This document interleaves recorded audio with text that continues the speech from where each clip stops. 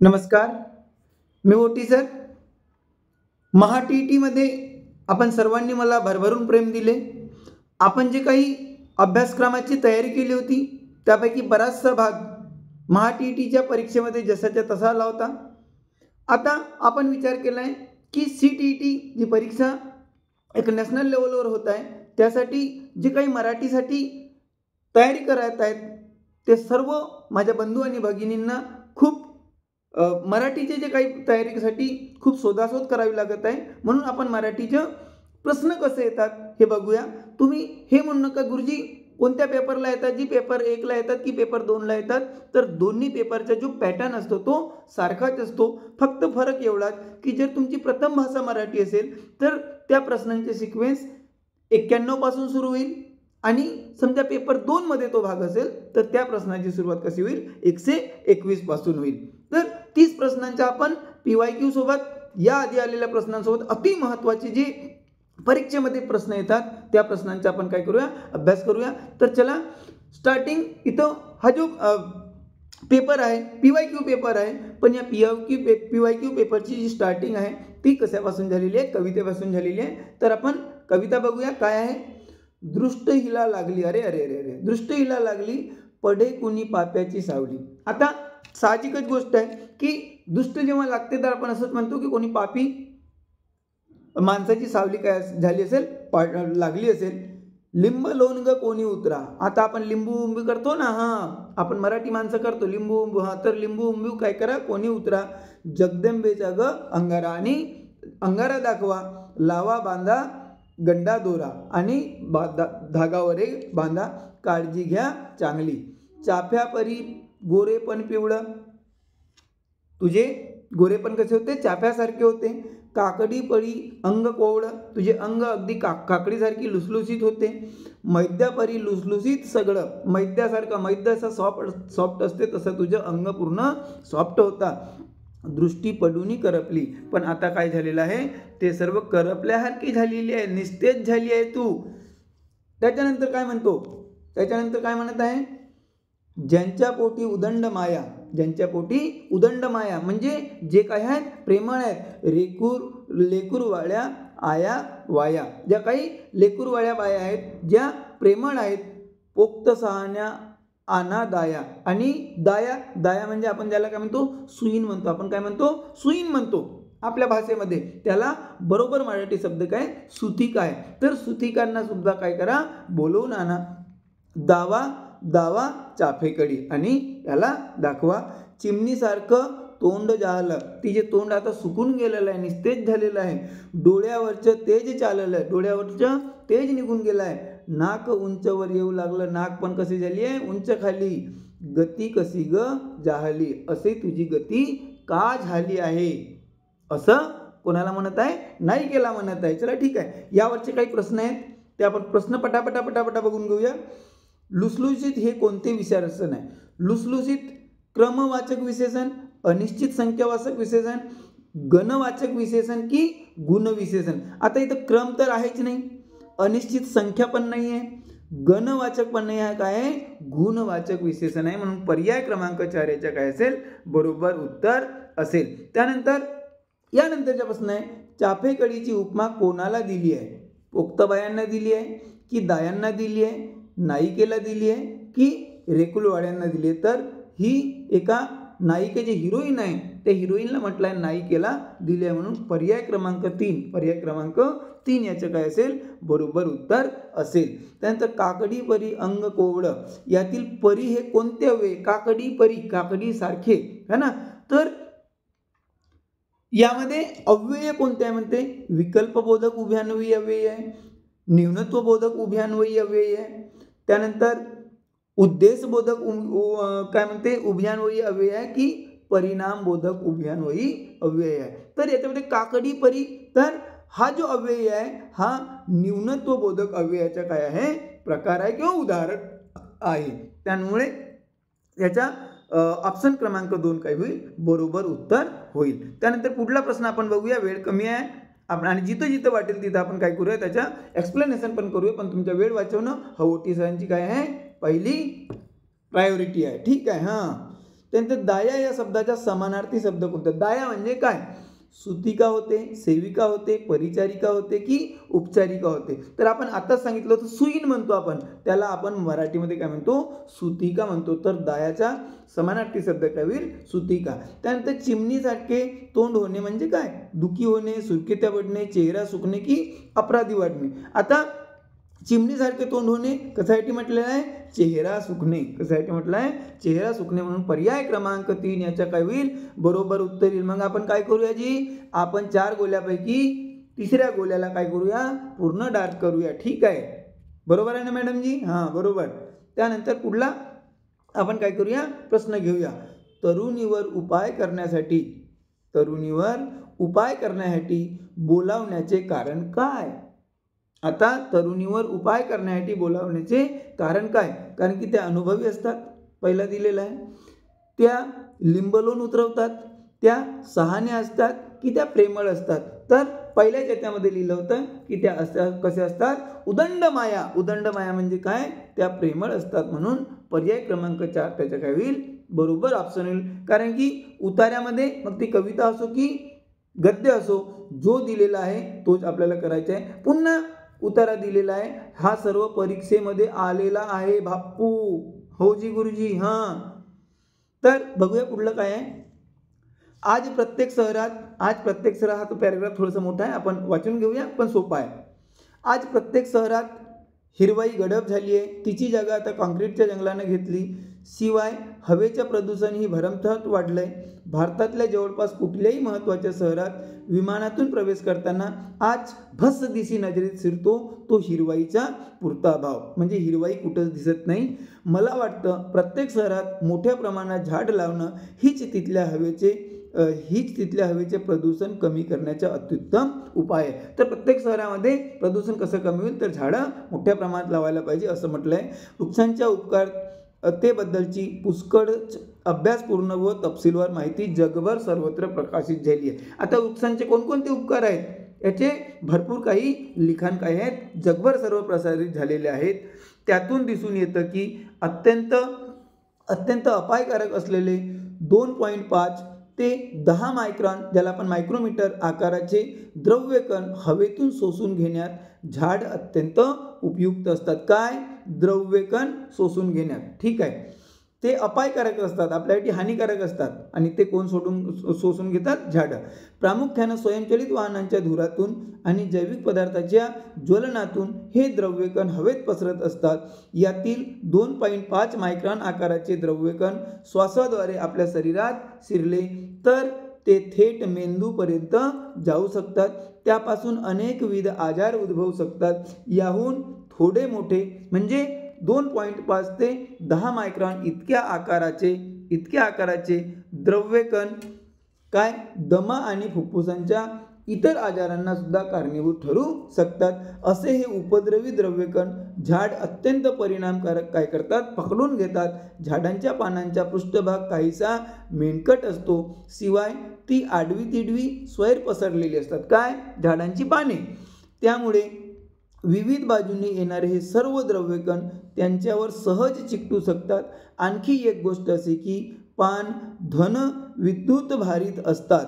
पान काय असतात? धन विद्युत भारित असतात. त्यामुळे 2.5 ते 10 मायक्रॉन आकाराचे ऋण विद्युत भारित द्रव्यकण त्यांच्याकडे आपोआप आकृष्ट होतात. या तिन्ही कारणांच्या समुच्चयामुळे झाडं कुशल द्रव्य कण निवारक बनतात. त्यामुळे ते चांगल्या प्रकारे द्रव्य कण निवारण करू शकतात. एका अभ्यासाअंती या प्रतिपादनाला पुष्टी मिळाली आहे की नागरी वसाहतीत अधिक झाडं असणं आणि तिथल्या रहिवाशांना दम्याच्या अटॅक येण्याचे प्रमाण कमी असणं त्यांचा सकारात्मक परस्पर संबंध आहे. म्हणजे ज्या वसाहतीमध्ये झाडे जास्त आहेत तिथं दम्याचा अटॅक कमी येतो. हा त्याचा काय आहे? सकारात्मक परस्पर संबंध आहे. जिथं झाडं अधिक तिथं दम्याच्या अशा अटॅक येण्याचे प्रमाण कमी असतं. संशोधकांनी असाही निष्कर्ष काढला आहे की शहराच्या एकूण क्षेत्रफळाच्या 20 ते 30% इतका भाग झाडांनी व्यापलेला असेल तर द्रव्यकणांचं हे प्रदूषण जवळजवळ 24% कमी होतं. बहुतेक भारतीय शहरात वृक्षव्याप्त क्षेत्रफळ 7 ते 15% इतकं कमी आहे. हे वाढवण्याची नितांत गरज आहे. झाडं फक्त हवेचे प्रदूषणच कमी करत नाहीत, तर ती आपल्या पृथ्वीला उष्णतारोधक ढालही पुरवतात. झाडं शहरातील आणि उपनगरातील कॉन्क्रीटचं आणि डांबराचं उष्णतामान 4 ते 5 अंश सेल्सिअसनं कमी ठेवतात आणि सूर्याच्या प्रखर अल्ट्राव्हायोलेट किरणांपासूनही आपल्या त्वचेचं रक्षण करतात. मग शेवटचा इथं काय दिलेलं आहे पॅराग्राफ दिलेला आहे की सर्व प्रकारच्या झाडांची पानं अशी प्रदूषक द्रव्ये हवेतून बाजूला करण्याचं काम करत असतात, परंतु पाईन किंवा इतर सूचीपर्णी वृक्ष हे काम विशेष परिणामकारक करतात. सर्व झाडं काय करतात पर्यावरणाला मदत करतात, पण त्यापैकी जे प्रदूषक द्रव्य हवेतून बाजूला करण्याचे काम पाईन आणि सूचीपर्णी वृक्ष हे जास्त परिणामकारक करतात. हे वृक्ष सदाहरित असतात, म्हणजे वर्षभर हिरवीगार असतात. हिवाळ्यातही त्यांची पानं झडत नाही, त्यामुळे द्रव्यकण आणि धूळ शोषून घेण्याच्या बाबतीत ते सर्वाधिक कार्यक्षम असल्याचं दिसून आलं आहे. आणि म्हणून शहरातील वृक्षारोपणासाठी विविध स्वरूपाच्या झाडांची निवड करत असताना या सदाहरित वृक्षांचेही योग्य असं प्रमाण आपण त्यात आवर्जून राखायला हवं. इथं पॅराग्राफ संपलेला आहे. आता ओटी सर काय करतील, प्रश्नांची रिव्हिजन करून घेतील. जर तुम्हाला वाटत असेल की ओटी सर खरोखरच आमच्यासाठी ओव्हरटाईम करत आहेत, तर काय करा, आमच्या चॅनलला सबस्क्राईब करा, बेल आयकॉनला प्रेस करा, म्हणजे नवीन आम्ही सर्व जवळजवळ 15 ते 20 तुमचे जे प्रॅक्टिस आहेत आतापर्यंत, जे मराठी आणि इतर हिंदीमध्ये पण बोलतात ओटी सर, तर ते सर्व पाठ्यक्रमाची आपण तयारी करून काय करूया, CTET तुम्हाला अतिशय चांगल्या मार्कांनी पास करण्यासाठी मदत करूया. ठीक आहे. तर पुढला प्रश्न बघूया. लेखकाच्या मते झाड ज्या कृती करतात त्यापैकी चुकीचं विधान शोधा. इथं काय म्हटलं आहे, चुकीचं विधान शोधा म्हणतो.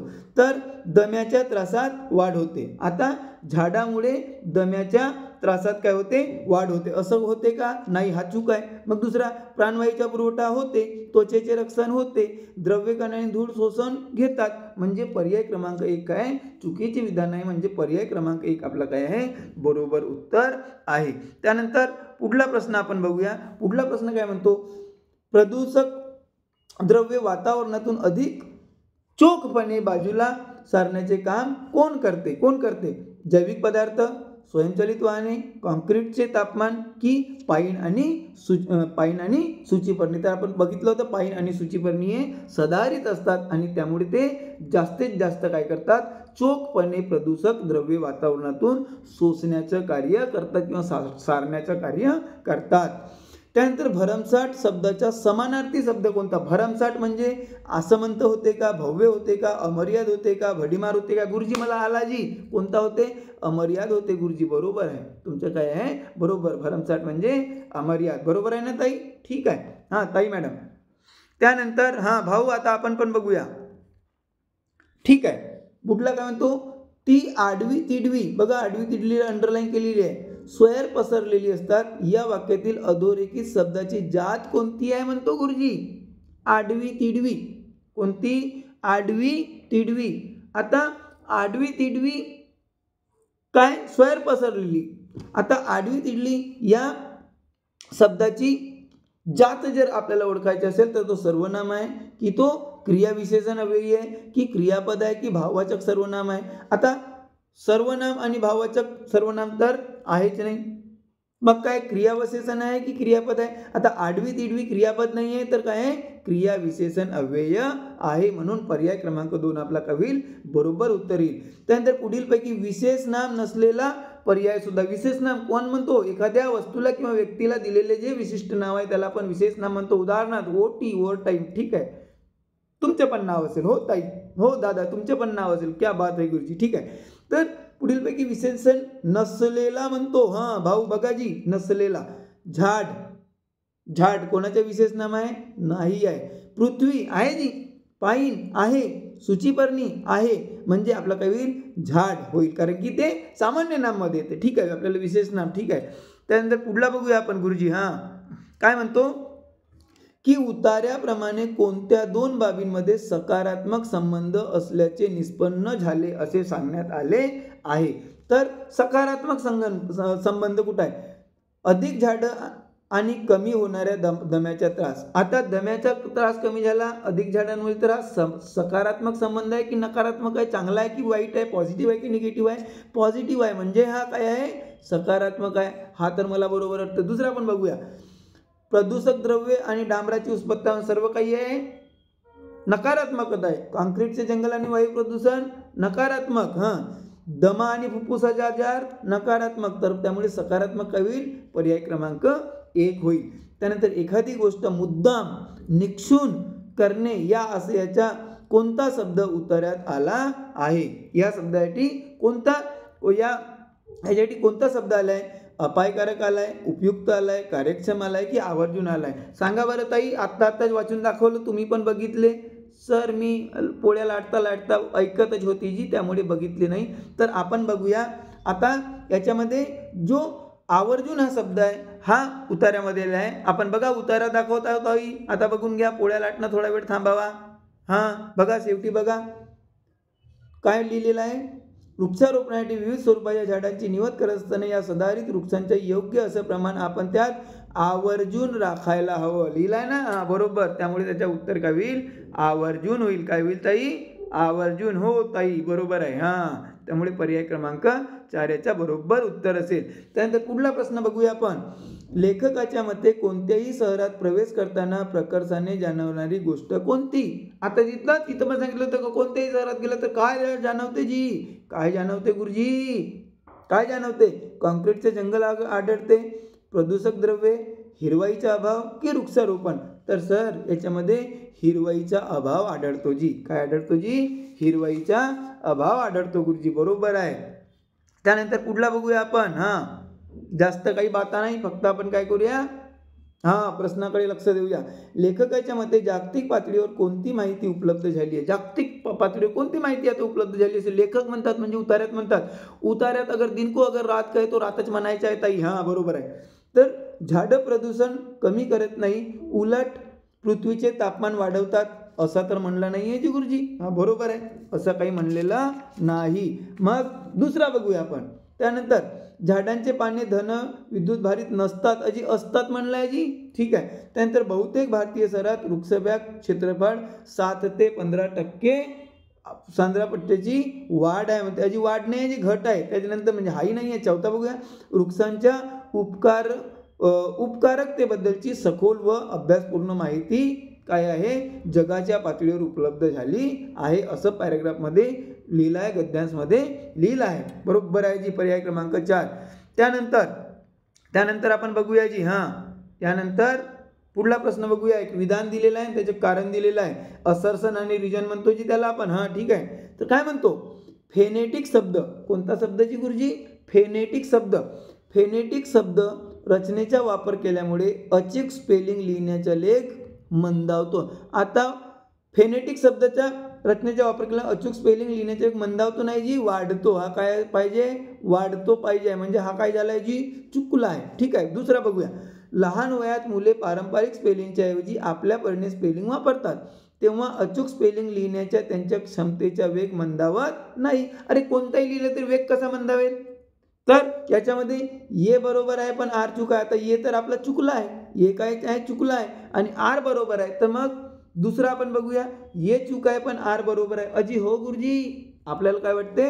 असाच वाटते गुरुजी. म्हणून पर्याय क्रमांक 2. त्याच्यानंतर ये आणि आर दोन्ही बरोबर आहेत.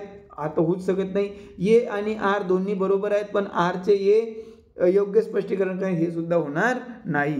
पुढला प्रश्न बघूया आपण. पुढला प्रश्न बघू. काय म्हणतो? एखादी नवीन भाषा शिकताना त्या भाषेचे वैशिष्ट्यपूर्ण उच्चारण नियमांमुळे मुलांचा आत्मविश्वास कमी पडतो. या अडचणीतून बाहेर पडण्याचा एक मार्ग म्हणजे काय? त्यांचे वैशिष्ट्यपूर्ण उच्चारण नियमांमुळे मुलांचा जो आत्मविश्वास आहे तो कमी पडतो म्हणते. याचं काय म्हणते? याचा मार्ग काय? तर समुपदेशकाच्या मदतीने उपचार करणे आणि सराव करणे. ठीक आहे जी. तिथल्या तिथे चुका दुरुस्त करणे. ठीक आहे जी.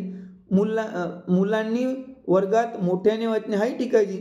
चौथा बघूया, वर्गात अधिकाधिक संभाषण घडेल अशा प्रकारचे उपक्रम राबवणे. हा सर्वात ठीक आहे, कारण की हा चौथा प्रकारचा आपण काय केलं, मार्ग जर अवलंबला तर पहिले 3 आपोआपच त्याच्यामध्ये काय येतात, समाविष्ट होतात. म्हणून पर्याय क्रमांक 4 हा त्याचे काय आहे, बरोबर आन्सर आहे, उत्तर आहे. पुढला आपण पर्याय बघूया, पुढला आपण प्रश्न बघूया. ठीक आहे. तिसऱ्या इयत्तेची शिक्षिका वर्गात मुलांना नवीन शब्द सांगते. पुढीलपैकी कोणत्या कृतीतून मुलांना नवीन शब्द चांगल्या प्रकारे सांगता येतील. आता इथं काही दिलेलं आहे, तो शब्द व्यावहारिक पातळीवर वापरात येतो त्या संदर्भाचा त्याचा अर्थ सांगणे. हाही बरोबर आहे, जे आपण व्यवहारामध्ये वापरतो. जसं आपण तुम्हाला काय सांगितलं होतं, की सुतिका, तुम्हाला सुतिका नाही म्हणलं, सुईन म्हटलं, ठक्कन काय करते, जी बाळंतपण करते. हां, तर असे शब्द, हा बरोबर आहे. शिक्षिकेने तो शब्द फळ्यावर लिहून विद्यार्थ्यांना पाठ करायला सांगे. नाही, जी घोकमपट्टीवाला काम नाही, दुसरं तर चालणार नाही. शिक्षिकेने त्या शब्दाच्या विरुद्धार्थी शब्द, अरे विरुद्धार्थी सांगून काय कराल, त्याला समानार्थीच तर समजू द्या अगोदर. ठीक आहे, तर हाही नाही. शिक्षिकेने मुलांना त्या शब्दाची नेमकी परिभाषा सांगणे, म्हणजे व्याख्या सांगणे. व्याख्या सांगत बसू नका भाऊ, व्याख्येमुळे काय होत नाही. तर तो शब्द व्यावहारिक पातळीवर वापरायचा येतो, त्या संदर्भातला त्याचा अर्थ सांगायला पाहिजे. पर्याय क्रमांक 1 काय आहे, बरोबर आहे. त्यानंतर आपण पुढला प्रश्न बघूया. काय करूया, पुढला प्रश्न बघूया. भाषा शिकणे हे एका अर्थाने काय आहे, उत्पादन आहे, कौशल्य आहे, आत्मसात करणे आहे की प्रक्रिया आहे. तर भाषा शिकणे ही काय आहे, कौशल्य आहे, एक स्किल आहे. काय आहे जी, स्किल आहे. त्यानंतर खूप मोठा प्रश्न आला आहे, आपण बघूया वाचनाचे प्रकार आणि वाचकांची कृती. ठीक आहे, आता तरी पण येत आहे का, हां ठीक आहे, एवढं तर आला जी, समजून घेतो. तर अनुमान करणे म्हणजे काय करणे, अनुमान करणे म्हणजे काय करणे. आता बघ, आपण या बाजूचे सॉरी चला, हां ठीक आहे, हां याला लॉक करून घेऊया. तर या बाजूचे सर्व आपण बघूया, त्यानंतर या बाजूला त्याचे काय आहेत, कृती आहे. तर अनुमान करणे म्हणजे लेखक ज्या प्रकारे लिहितो त्या प्रकारे आधारित लेखाची वैचारिकता समजणे म्हणजे अनुमान करणे नाही. मजकुरातील काही भागाच्या अनोळखी शब्दाच्या ओळख करून अनुमान करणे नाही. शीर्षक आणि परिचयात्मक परिच्छेदाच्या आधारे माहिती कशी देण्यात आली हे पाहणे हे सुद्धा नाही.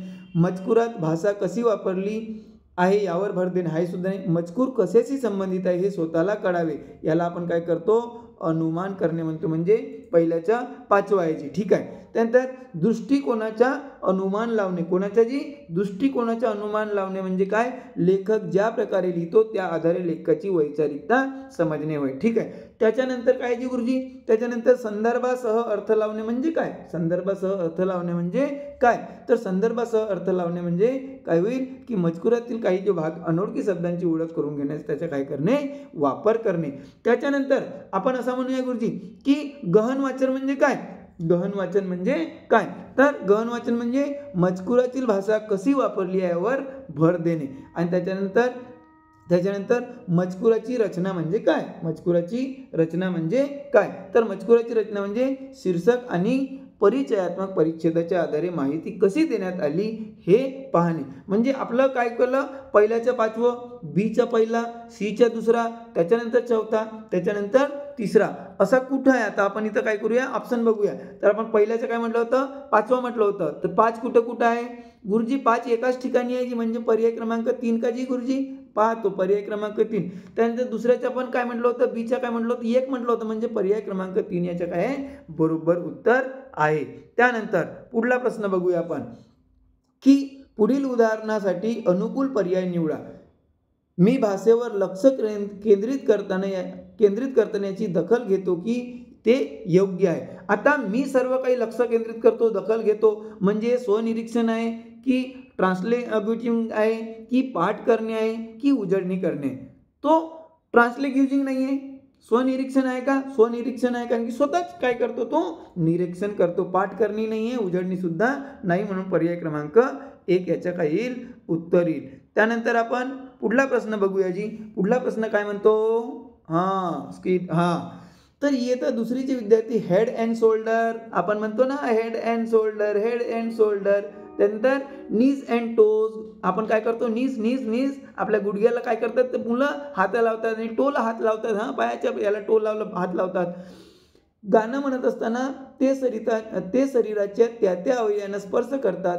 शिक्षिका त्यांना कोणत्या पद्धतीने शिकवित आहे. तर अशा प्रकारची सर्व हेड अँड शोल्डर असं ॲक्शन करून करून जर शिकवलं तर ते काय आहे म्हणते, तर याला काय म्हणतो आपण समग्र शारीरिक प्रतिभाव म्हणतो की निवड किंवा इलेक्ट्रिक म्हणतो, दृक्साव्य म्हणतो की संवादात्मक भाषा शिक्षण म्हणतो. तर याला समग्र शारीरिक प्रतिभाव असे म्हणतात, ज्याच्यामध्ये शरीराच्या सर्व भागांच्या आपण काय करतो प्रतिक्रिया घेतो आणि त्यांच्या काय करतो ओळख पण करून घेतो.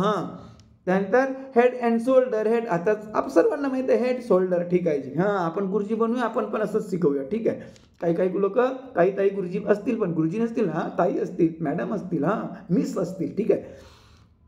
विद्यार्थी समूहाला मागील पाठावर बसलेल्या शब्दसंग्रहावरील 5 प्रश्नांची उत्तरे देणे आहे. त्यानंतर ते दुसऱ्या समूहाला आपले प्रश्न देऊन त्यांच्या प्रश्नांची उत्तरे देतात. असे करणे कशाचे उदाहरण म्हणजे एक समूह मग दुसऱ्या समूहासोबत काय करतो प्रश्न वगैरे विचारतो आणि दुसरा समूह त्याला उत्तर देतो. तर याला आपण वाचन मूल्यमापन म्हणतो की सवंगड्याकडून झालेले मूल्यमापन म्हणतो की स्वमूल्यमापन म्हणतो की प्रत्याभरण म्हणतो. आता दुसऱ्या ग्रुपला देतो म्हणजे सवंगड्याकडून झालेले मूल्यमापन. पर्याय क्रमांक 2 याचा काय असेल जी बरोबर उत्तर असेल. त्यानंतर पुढला प्रश्न बघूया ताई आपण. माझी शिक्षिका एका कार्डवर एखादा शब्द किंवा वाक्य मला लिहून देते आणि मी वर्गासमोर अभिनय करून दाखवतो. समजा मला मॅडमनी म्हटलं की मछली जल की राणी, तर मी काय करतो असं करतो ना, मछली जल की राणी, फक्त बोलत नाही, असं करतो, समजून जाता, ठीक आहे. विद्यार्थ्यांनी दिलेली उत्तरे आणि त्यांच्या अग्रक्रम यासाठी योग्य आणि त्याच्यानंतर समोरची मुले ते काय करतात ओळखतात माझी एक्शन. तर आता हा जो उपक्रम आहे याला काय म्हणतो, तर कार्डावर लिहिलेला मजकूर पाठ केल्यावर भाषा लक्षात येते, असं आहे का जी? नाही गुरुजी, असं तर नाही आहे जी. गतिबोधनात्मक पातळीवर किंवा त्याला कायनेस्टिकली गुंतल्यावर भाषा लक्षात येते. कायनेस्टिकली समजा आपण एखादी गुंतला तर बिना उच्चारल्याने ती भाषा आपल्याला समजात येते. हा बरोबर आहे. मला दृश्य रूपात पाहिल्यावर भाषा लक्षात येते असं तर होत नाही. मला ऐकल्यावर भाषा फक्त किंवा फक्त श्राव्य असं होत नाही, तर गतिबोधनात्मक पातळीवर होते, म्हणून पर्याय क्रमांक 2 याच्या काही बरोबर उत्तर येईल. त्यानंतर पुढला आपण प्रश्न बघूया की विधान दिलेलं आहे, असर्शन दिलेलं आहे आणि त्याच्या काय आहे रिझन आहे, कारण आहे. शाळेत येणारे प्रत्येक मूल त्याच्या वयानुरूप चांगल्या प्रकारे भाषा वापरतात, ठीक आहे जी, वापरतात. भाषिक आणि सांस्कृतिक वैविध्यामुळे त्यांना त्यांच्या क्षमतांचे सादरीकरण करता येत नाही गुरुजी. भाषिक आणि सांस्कृतिक वैविध्यामुळे ते सर्व आपापल्या याच्यामध्ये काय करू शकतात, सादरीकरण करू शकतात. त्यामुळे आता काय म्हटलंय की क्या ये बरोबर झालं होतं आपला आणि आर चुकला आहे, तर असा कुठे लिहिला आहे गुरुजी? अजी गुरुजी 1 नंबरमध्ये लिहिलं जी, बरोबर आहे, 1 नंबर झाला जी बरोबर. त्यानंतर पुढला आपण बघूया. एकच येऊन राहिला का? हो, एकच येऊन राहिला. चला बघूया. 5व्या इयत्तेतील मनजित नावाचा मुलगा शिक्षकांशी, मित्रांशी आणि एका 2 वर्षाच्या मुलासोबत वेगवेगळ्या प्रकारे बोलतो. सामाजिक पर्यावरणात भाषा कशी वापरावी हे मनजितला आता नीट कळते, कारण की तो सर्वांशी त्या प्रकारे बोलतो. तर भाषेच्या संदर्भात असे मानणे म्हणजे काय? व्यवहार कुशलता होईल की भाषिक वर्तन होईल की नैसर्गिकता होईल की अर्थविन्यास होईल? तर त्याला आपण काय म्हणतो जी? त्याला आपण काय म्हणूया? व्यवहार कुशलता म्हणतो. आपणही बघा जसं लोकांसोबत जातो तशी काय करतो? भाषा वापरतो. बरोबर आहे गुरुजी, आम्ही पण तसाच करतो जी, कधी कधी खाल्लू पिल्लू पण म्हणतो. ठीक आहे. त्याच्यानंतर पुढली गोष्ट आपण पुढला काय करूया, प्रश्न घेऊया. एका आईच्या लक्षात येते की मुलगा काही वेळा अशा गोष्टी बोलतो ज्या तिने कधी त्यांच्या भावंडाकडून किंवा मोठ्या माणसांकडून ऐकल्या नाहीत. ती बुचकड्यात पडते, कन्फ्यूज होऊन जाते. तिला असे वाटते की मुलाने कुटुंबातील आणि आजूबाजूच्या लोकांच्या अनुकरणातून भाषा आत्मसात केली आहे. म्हणजे इथं मेन काय आहे की जेव्हा मुलगा कुटुंबातील आणि आजूबाजूच्या लोकांच्या अनुकरणातील भाषा आत्मसात करतो, असं होणे म्हणजे काय होणे? असं होणे म्हणजे काय होणे? त्याला पदबंध रचना म्हणतो की बहुभाषकता म्हणतो की देशीयता म्हणतो की वागणूक म्हणतो? तर अशा याला आपण काय म्हणतो? वागणूक म्हणतो. बरोबर आहे ना गुरुजी? बरोबर आहे जी, वागणूक म्हणतो. काय म्हणतो? वागणूक म्हणतो. त्यानंतर पुढला बघूया आपण. पुढला प्रश्न बघूया. औपचारिक सूचनांचे वाचन करण्यापूर्वीचे कौशल्य ज्यांच्यामुळे नंतरच्या टप्प्यावर इतर शैक्षणिक कुशलता आत्मसात करता येतात ते म्हणजे काय होय?